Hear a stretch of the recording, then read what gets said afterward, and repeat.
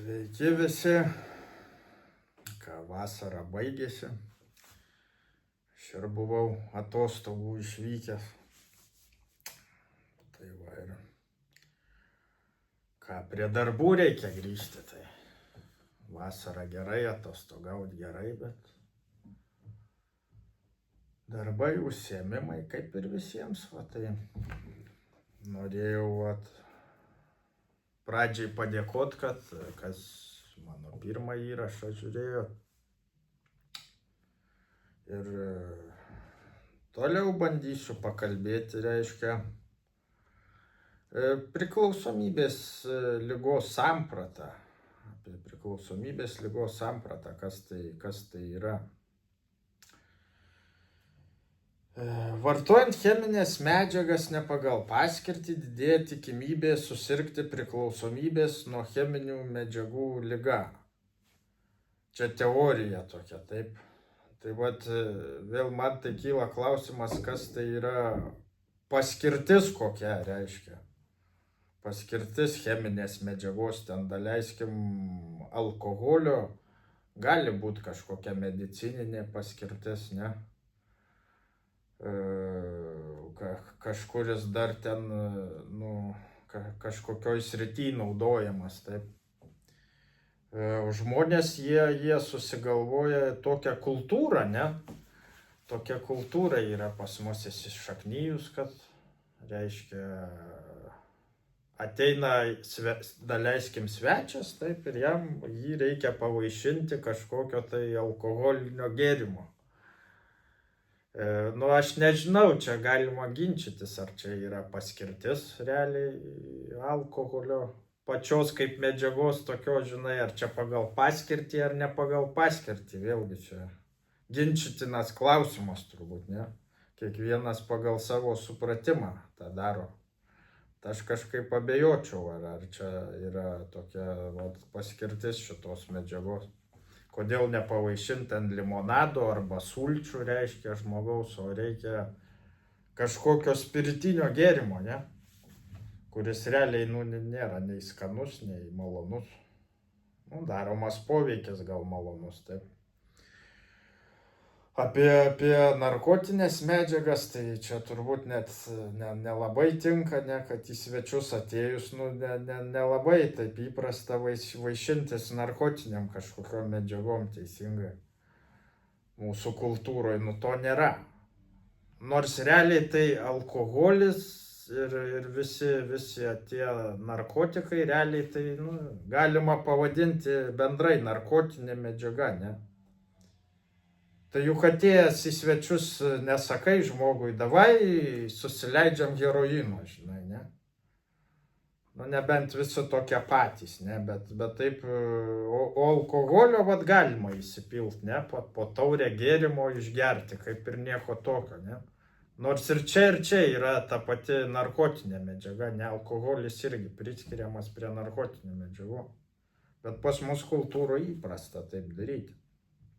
Tai aš jau gal ir vėl nukrypstu ten nuo temos, tie mano pasvarstymai tokie, kaip čia yra. Ir tada grįžkim prie priklausomybės pačios ligos tos sampratos. Jas galima skirstyti į kelias stadijas jo. Yra įvairių tų šaltinių mokslinių. Aš įskyriau 4 tas tokias stadijas, reiškia. Pirma stadija tai motyvai verčiantis žmogų vartoti cheminės medžiagas. Tai yra motyvacija. O kodėl aš dabar vartoju, taip, ten alkoholį, narkotikus, ne, vėlgi, laisvalaikiu, ne, kodėl negeriu ten sulčių, ne kažkokių, tai o geriu alkoholį, žinai, tai kas tai motyvuoja mane tai daryti? Tai yra vidinių ir išorinių veiksnių sąveika, skatinanti žmogų daryti atitinkamus veiksmus. Tai yra motyvacijos apibrėžimas, taip. Išoriniai, vidiniai veiksniai. Tai gal yra daug turbūt tų veiksnių, kurie skatina žmogų vartoti. Taip. Noras pajusti naujus pojūčius. Taip. Na pavyzdžiui, jo, vat, alkoholio daromas poveikis, ne, vat, jei visi jį vartoja, man, vat, paaugliui netikrai yra irgi smalsu sužinoti, o kodėl čia tie, vat, suaugę dėdės ir tetos, žinai, sėdi prie stalo, ne, ir vartoja ten tą skystį, žinai, ir jie linksmi tokie, vat, tai reikia ir paaugliui tą išbandyti, tai yra įdomu, taip, aš suprantama viskas, jo. Noras pabėgti nuo realybės.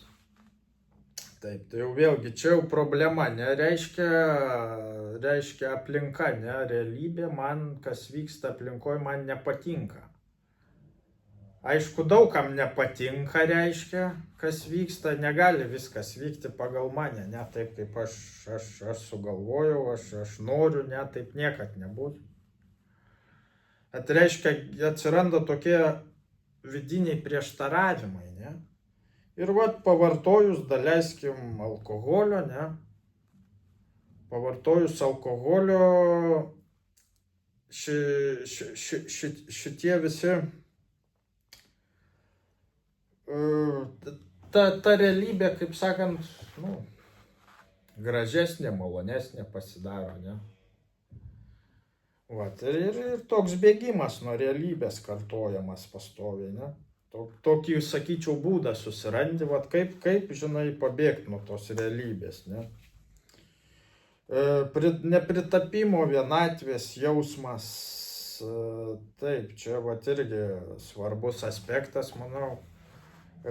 Nepritapimas, vienatvė, ne?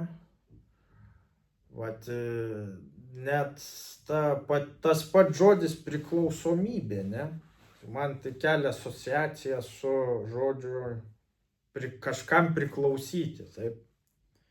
Tai va, tai čia vat ir labai svarbu turbūt, kad jeigu žmogus neranda, taip sakant, savo vietos po saulę, ne, taip savo vietos gyvenime neatranda, ką jis nori, su kuo bendrauti, ką veikti, jam tai neteikia malonumo, jisai nepritampa prie kažkokios, tai reiškia, žmonių grupės, kad jie daro ten vienokius ar kitokius dalykus, jis yra atstumiamas visuomenės ir tas vidinis toks jausmas, kad jis, nu, paprastai kalbant, vienas jaučiasi.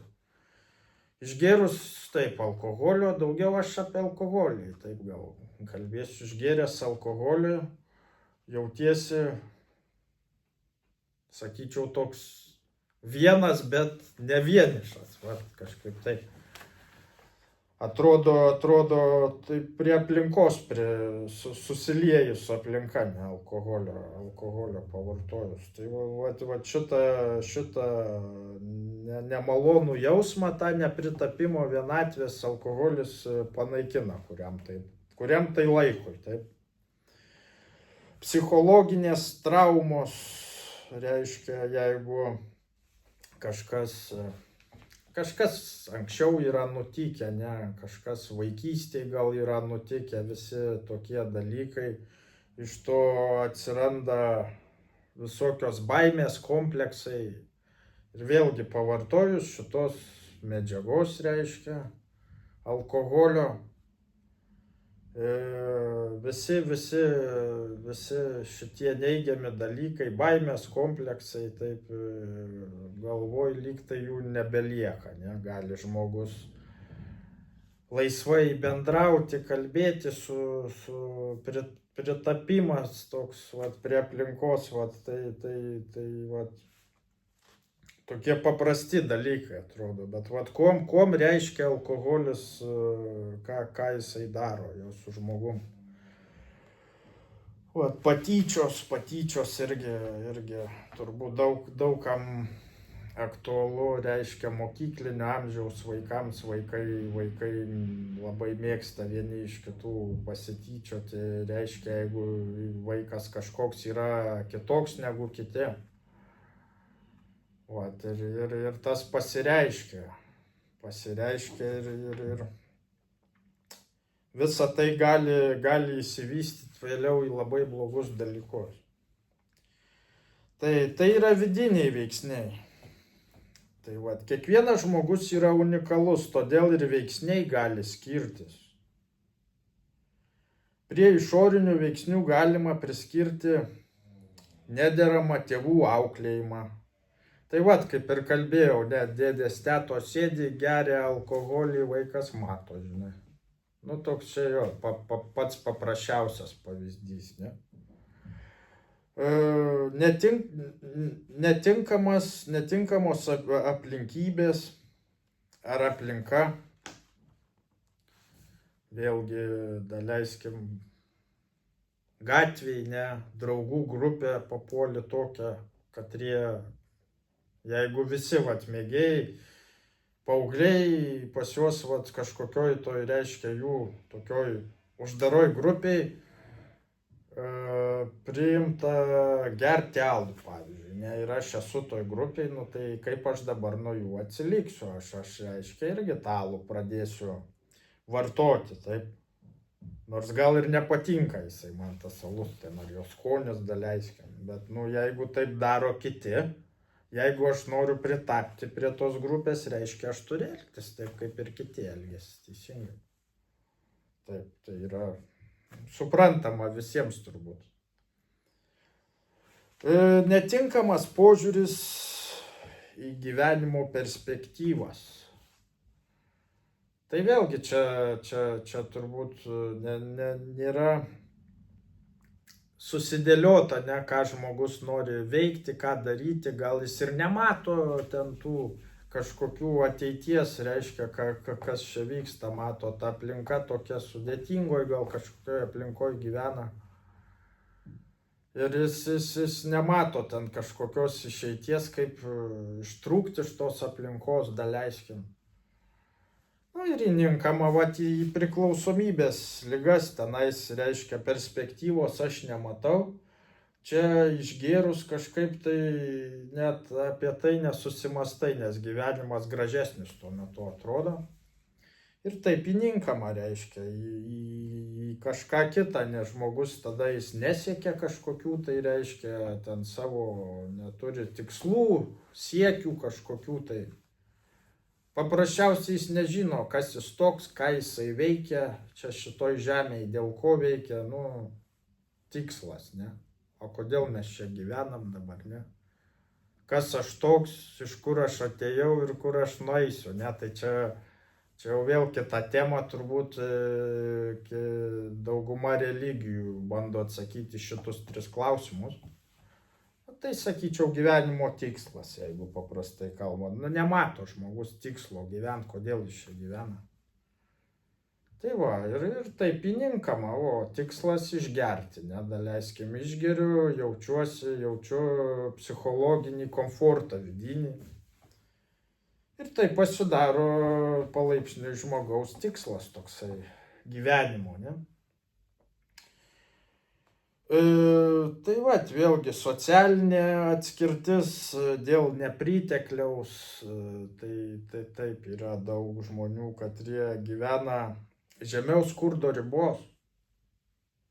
Žemiau skurdo ribos ir vėlgi visa ta aplinka, reiškia, žmogus, jeigu gyvena kažkokioj, daleiskim, nežinau, kokiam, nu, pašaržuokim, ne garaže kokiam nors, arba ten senoj troboj, ten be elektros, ne, su žvakėm, ne, vandens nėra, reikia ten iš upės eit pasisemt, ne, viduj ten gyvena, nežinau, ten kaip senoviai, ne, reiškia, vienam kambarį žmonės, kitam kambarį gyvūnus laiko ten, nu, vištas, kiaulės, ne, tai aš esu matęs ir musulmoniškose šalyse, kaip katrose, kad jie ir iki dabar taip gyvena, ne.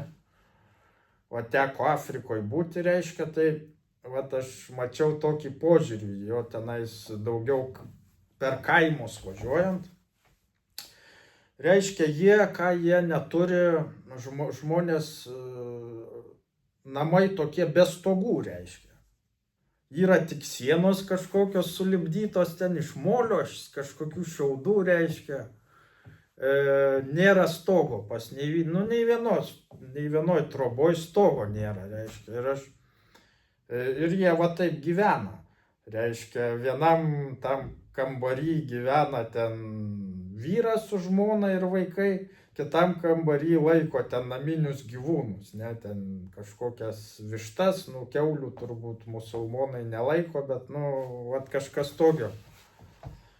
Ir aš paklausiau, reiškia, ten tos ekskursijos, tos vedėjos, kodėl stogų niekur nėra. Atsakymas maždaug toks, kad, retai lyja.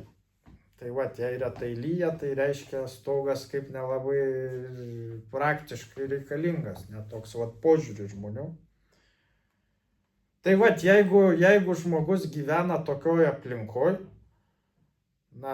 tai nėra malonu iš principo, aš manau. Tai va, vėlgi pavartojus alkoholio, visi šitie dalykai, maloniau pats viduje jautiesi, net tuo metu atrodo viskas čia ne taip ir blogai.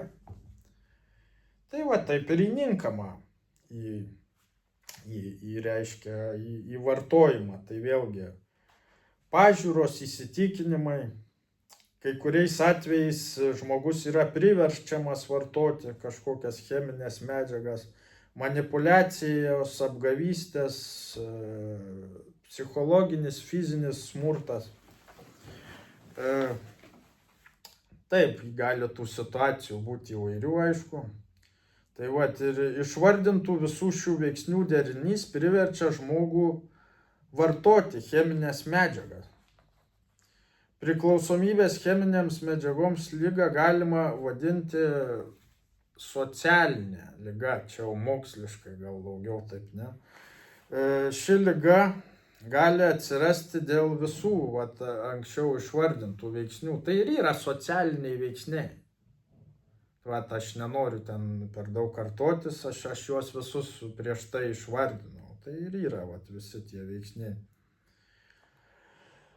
Visi tie aukščiau išvardinti veiksniai yra išorinių veiksnių padarinys. Ir išoriniai ir vidiniai veiksniai, jie neatsiejami vieni nuo kitų. Viskas yra tarpusavyje susiję, reiškia, aš ką noriu pasakyti, kad žmogaus savijauta vidinė yra tiesiogiai susijusi su aplinka, kurioje jisai gyvena, ir tai daromas aplinkos poveikis. Taip. O būtent ta aplinka reiškia ir nulemia tai, kaip žmogaus vidinė savijauta, vienas iš dalykų, ne, labai viskas susiję. Ir kokia ta savijauta reiškia, jinai kelia kažkokį, sakyčiau, vidinį komfortą žmogui ar nekelia, taip? Jeigu jo vidinio komforto nėra, tai gali žmogus pradėti ieškoti to komforto vidinio, pavartojus, daleiskim, alkoholio, ne? Atsiranda vidinis komfortas. Tai tiek apie tos motyvus, apie motyvaciją. Toliau antra stadija. Bandymas vartoti cheminės medžiagas. Pavartojus cheminių medžiagų kyla vidinis pasitenkinimas. Susidaro iliuzija, kad vidinė ar išorinė problema išnyko. Taip, tai tuo metu iliuzija tokia apgaulė, kad pavartojau, reiškia, ir tuo metu man viskas gerai, taip sakant, liaudiškai kalbant, ne? Jaučiamas psichologinis komfortas, todėl žmogus nori šį veiksmą kartoti vėl ir vėl.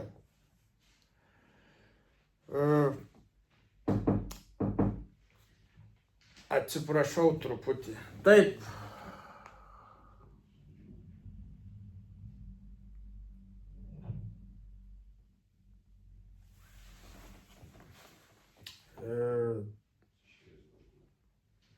Klausau, Sauliau, užeik.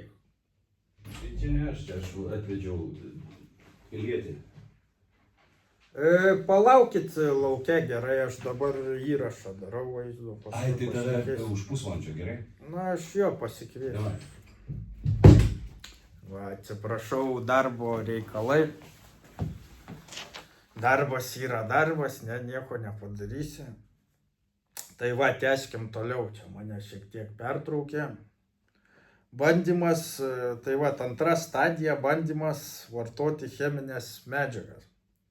Pavartojus cheminių medžiagų kyla vidinis pasitenkinimas. Susidaro iliuzija, kad vidinė ir išorinė problema išnyko. Jaučiamas psichologinis komfortas. Vat apie ką aš jau prieš tai kalbėjau, aš daug tada ir nesikartosiu. Vat todėl, kadangi jaučiamas vidinis taip komfortas, žmogus tai šitą veiksmą nori kartoti vėl ir vėl. Kaip minėjau anksčiau, kiekvienas žmogus jis yra unikalus. Visi mes turim skirtingų problemų. Vienos cheminės medžiagos daromos poveikis gali ženkliai skirtis nuo kitos medžiagos daromo poveikio. Dėl skirtingų vidinių ir išorinių priežasčių žmonės linkę vartoti skirtingas medžiagas. Na taip, ten, daleiskim, alkoholis, tai jeigu jo vėlgi kiek jo pavartosiu turbūt, ne, jeigu dozė nedidelė, tai jis gali aktyvinti, jeigu dozė didesnė, gali slopinti. Tai vat vėl ko man reikia, žinai, jeigu aš noriu būti aktyvesnis, išgersiu ten atitinkamą dozę, jeigu noriu pamiegot, pailsėti, ne, vėlgi, nu visiems atvejams tinkamas, ne, produktas. Ir gali ir susiaktyvinti, ne, ir nusislopinti, čia toks jo unikalus daiktas. Vaistas nuo visų ligų, ne, čia kabutėse kalbam. Vat, ten daleiskim stimuliatoriai kažkokie vėl, nu vėl tų įvairių rūšių, ten įvairiausių, apie tai aš ten daug neminėsiu, reiškia, ir kiekvienas žmogus jisai prisitaiko pagal savo poreikius, pagal tai, ką jam duoda ta cheminė medžiaga, reiškia, jam reikia kažkokio dažniausiai psichologinio komforto, tai vat, jeigu šitą komfortą žmogus gauna, tai jis vat ir kartoja tą patį veiksmą vėl ir vėl, reiškia. Jeigu jis jo to vidinio komforto, reiškia, tos būsenos, nu, ta medžiaga nepatenkino, jis galbūt daugiau jos ir nebevartos, gal jisai, nu, arba vartos kažkokią kitą medžiagą. Ir va taip, va ir vystosi šitie labai blogi dalykai. Kartais pavartojimo atvejai yra pavieniai ir nepasikartojantis. Nu, tai aš jau apie tai kalbėjau, kodėl taip reiškia gali būti. Taip nutinka todėl, kad cheminė medžiaga nepateisino vartotojo lūkesčių. Galėjo būti ir neigiamas poveikis kažkoks, todėl kad, kaip ir minėjau, mes visi skirtingi esam, taip ir turim įvairių skirtingų problemų. Fizinį ir psichologinį diskomfortą neįsprendė, nu, kaip ir sakiau, tai ir neįsprendė žmogaus vidinės kažkokios problemos, tai jis gali daugiau prie tos medžiagos ir nesugrįžti.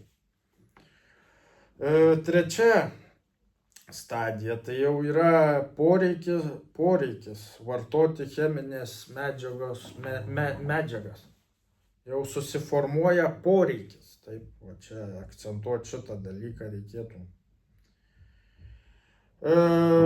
Poreikis yra susijęs su komforto būsenos siekimu, kurį žmogus sąmoningai arba nesąmoningai siekia patenkinti. Poreikiai, tai mes turim daug įvairių poreikių, taip. Bet paprasti tokie gyvenimiški, pailsėt, pavalgyt, ne, pamiegot kažkur saugiai, ne, nu, vat visi tokie, pabendraut su kažkuo tai, paprasta atrodo, taip. Bet tarp visų šitų poreikių, reiškia, atsiranda dar vienas toks, tai nėra natūralus žmogaus poreikis pavartoti cheminės medžiagos, ne? Arba, išgerti kažko tai paprastas dalykas, žmogus, reiškia, gimė ir tikrai nėra tarp jo visų tų poreikių kažką pavartoti. Nėra šitai. Tas poreikis atsiranda gyvenimo eigoje. Dėl vėlgi tų prieš tai išvardintų mano priežasčių poreikis. Tai jau čia mes turim problemą, reiškia, nes žmogus jau turi poreikį dėl pavartoti cheminės medžiagos, taip kaip pavalgyti, pamiegoti, jo pabendrauti, atsiranda dar vienas toks poreikis, ne? Poreikio tenkinimas yra pagrindinis veiksnys išgyventi. Taip, visus tenkindami mes savo tos poreikius, mes, paprasčiausiai taip išgyvenam, taip, valgom, miegam, ten bendraujam kažką, tai visi tie dalykai mes taip išgyvenam, ne, kaip žmonės, ne, tokia rūšis mūsų yra žmonių, ne. Ir atsiranda toks poreikis, ne, išgert. Ir mes jį tenkinam ir taip, ir įsivysto iki tokio lygio, kad paprasčiausiai, kad aš išgyvenčiau, aš turiu išgerti. Daeinama iki to. Tenkinant poreikius konkrečiose gyvenimo situacijose susiklosto stereotipinės reakcijų sistemos, kurios tampa parengtimi vienodai veikti įprastinėse situacijose. Tai reiškia, kad aš nutikus kažkokiai, reiškia, situacijai, aš, daleiskim, išgėriau alkoholio, man palengvėjo. Po kažkiek laiko vėlgi nutinka vėl kažkokia situacija ir aš pradedu kartoti, praeitą kartą net nesusimastydamas, kitaip tariant, pradedu tą daryti.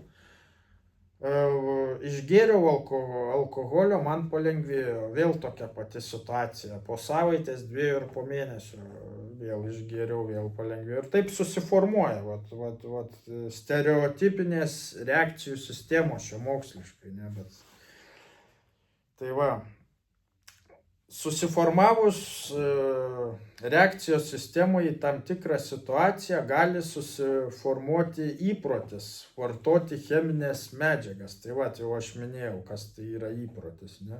Ta pati situacija, aš vėl intuityviai pavartoju alkoholį, jaučiuosi geriau. Patenkinus poreikį, motyvacija dingsta iki to laiko, kol susiklošius vidiniai ar išoriniai situacijai ir praėjus tam tikram laiko tarpui poreikis vėl atsinaujina. Poreikio tenkinimas tampa įpročiu. Aš taip pradedu pastoviai elgtis, reiškia. Įprotis tampa charakterio savybė. Charakterio savybė tam tikroj situacijoje mane skatina atlikti tam tikrą veiksmą. Taip. Aš, reiškia, dėl kažko tai supykau, įsižeidžiau, ar linksma, ar liūdna pasidarė dėl kažko tai, ne, ir aš darau veiksmą, ne. Įpratęs jau daryti tą patį veiksmą, ne. Nusiperku skysčio, išgeriu jo, situacija mano galvoj pasikeičia, kurį tai laiką, ne. Tokiu būdu atsiranda poreikis nuolat vartoti cheminės medžiagas. Tai čia jau yra priklausomybės ligos pradiniai elementai. Ir jau paskutinė stadija, tai yra priklausomybė jau nuo cheminių medžiagų. Jau yra susiformavusi, jau tai yra įėjusi į visą organizmo apykaitą, reiškia medžiaga šitą. katrą aš vartoju, jei kalbant apie alkoholį. Cheminių medžiagų vartojimas vartotojui sukeliantis teigiamus išgyvenimus, dažnu atveju gal euforija, yra apgaulingas. Kartojant šį veiksmą nuolatos organizmas prisitaiko prie cheminės medžiagos daromo poveikio.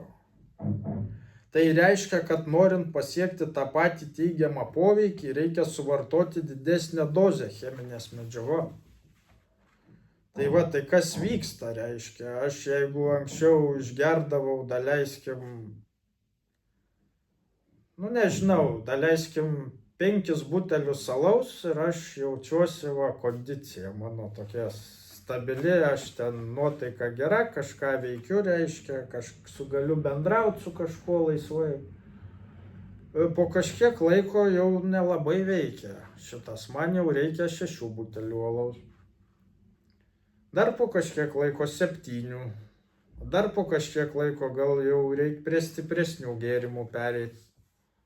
Kam čia į save tiek pil, tai galima degtinės butelio pusę arba visą butelį degtinės poveikis. Ir taip didina dozę, reiškia, cheminės medžiagos. Didinant cheminės medžiagos dozę atsiranda šalutinis poveikis. Arba kitaip tariant, tai yra organizmo gynybinė reakcija, normalu. Aš per daug pavartojau, reiškia, alkoholio, organizmas ginasi. Nuo to aš reiškia, jaučiuosi neigiamus visokius pojūčius jaučiu. Tai mediciniškai tai vadinama abstinencija. Tai yra sukeliami, kaip sakau, žmogui nemalonūs pojūčiai. Kuo didesnė cheminės medžiagos dozė suvartojama, tuo abstinencijos būklė sunkėja, kol tampa nepakeliama.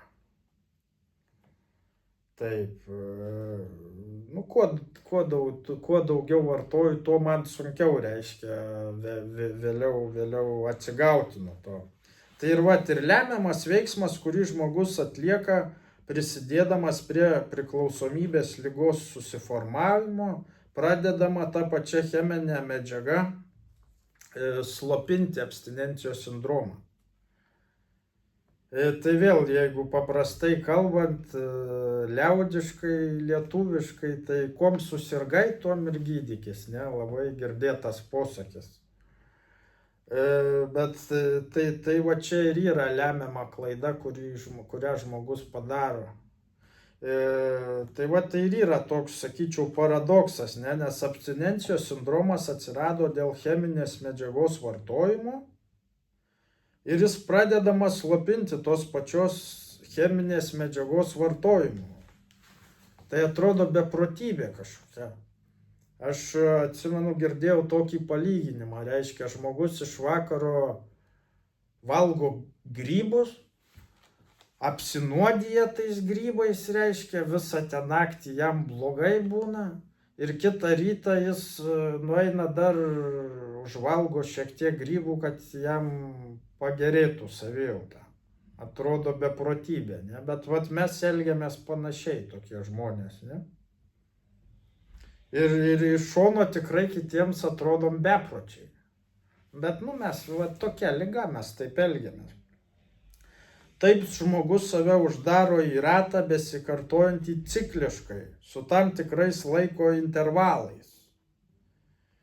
Tai jisai ir kartoja, reiškia, jam iš ryto žmogus atsikelia, paprasčiausiai jam fizinė savijauta yra bloga, jisai pavartoja medžiagos tos ir daeina iki tokios stadijos, kad atsikėlus pirmiausiai reikia pavartoti, taip išgerti kažko, tada galima tenkinti kitus savo įprastus poreikius. Nusiskust, nusipraust, eit pavalgyti, eiti į darbą, priešingų atveju rankos dreba, viskas iš rankų krenta, nieko galvoti neišeina, silpna, bloga, prakaitas ir reikia išgerti, savijauta stabilizuojasi, pasidaro tokia, kaip ir dabar normali savijauta atsikėlus. Tai va, tau jau reiškia žmogui reikia, jau yra poreikis žmogui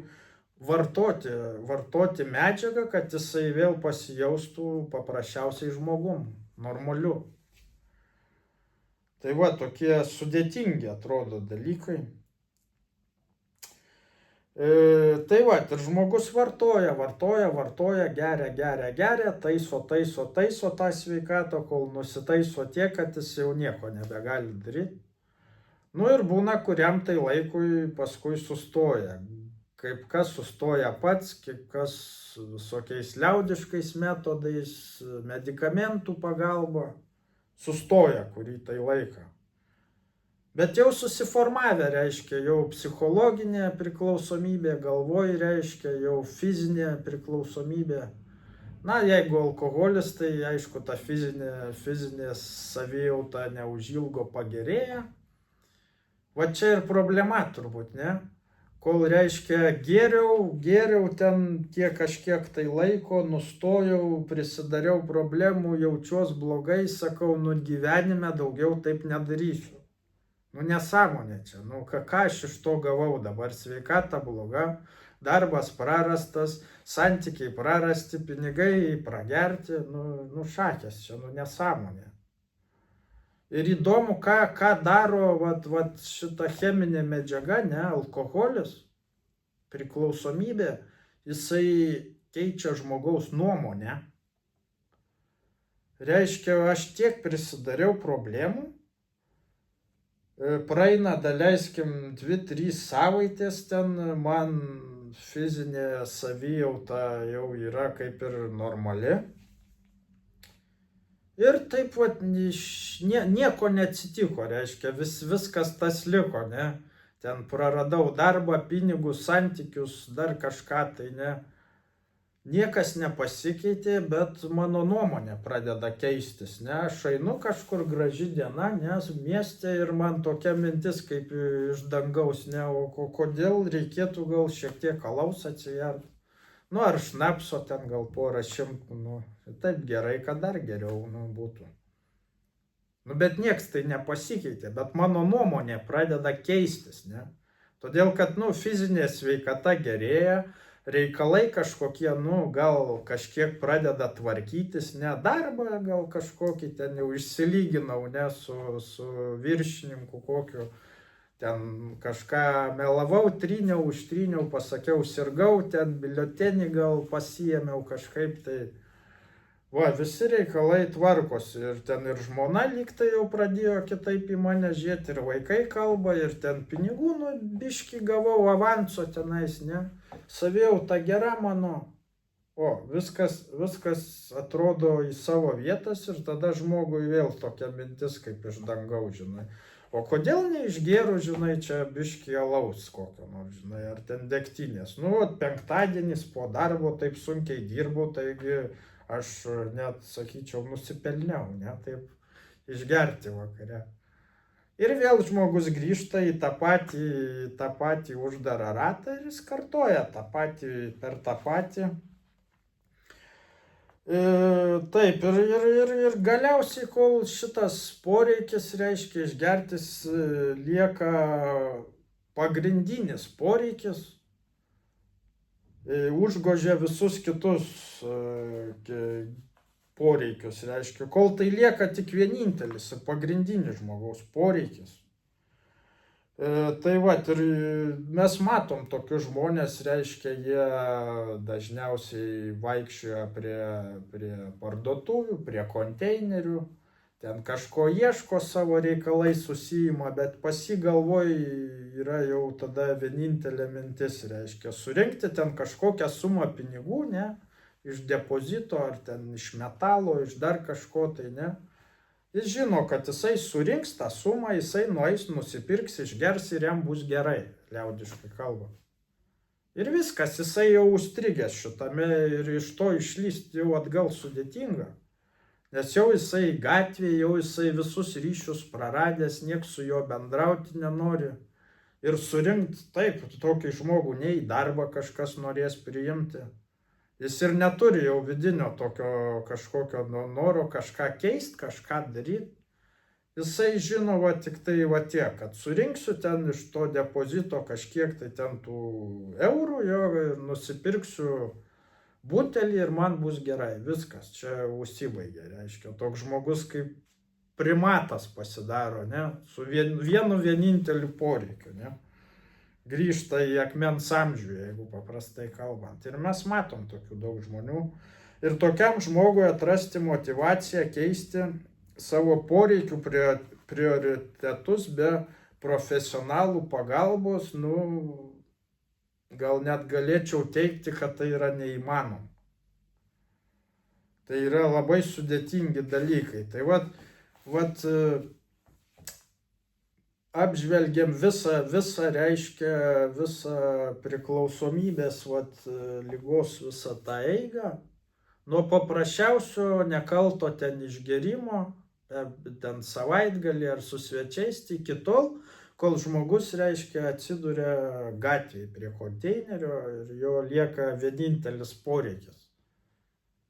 Atrodo taip nekaltai nuo išgerimo, bet yra tikrai labai daug žmonių, kurie daeina iki tokios stadijos. Bet ir tokiem žmonėm tikrai galima padėti iš tikrųjų ir viskas čia yra įmanoma. Aš irgi toks buvau, jeigu man įmanoma, jeigu man buvo įmanoma pasikeisti, aš tikrai nesu kažkoks čia stebuklingas, stebuklingų galių neturiu, toks pats mirtingas kaip ir visi kiti, ne, tai jeigu aš galėjau, reiškia galit ir jūs. Tik tai reiškia reikia daryti, tai reikia imtis, veiksmų kažkokių, tai taip. Ieškot, prašyti pagalbos. Ta pagalba yra. Šiai dienai tai ji tikrai yra. Tai paprasčiausiai reikia, nesvarbu, katroj stadijoje, katroj vietoje jūs esate, išeitį mes tikrai surasim. Paprasčiausiai yra telefono numeris, reikia paskambinti ir pasakyti, taip, aš turiu problemą. Ir mes tą problemą spręsim kažkaip vienaip ar kitaip. Numeris telefono yra, tai ačiū Jums vėlgi, kad manęs paklausėt. Viešoji įstaiga tikime galime.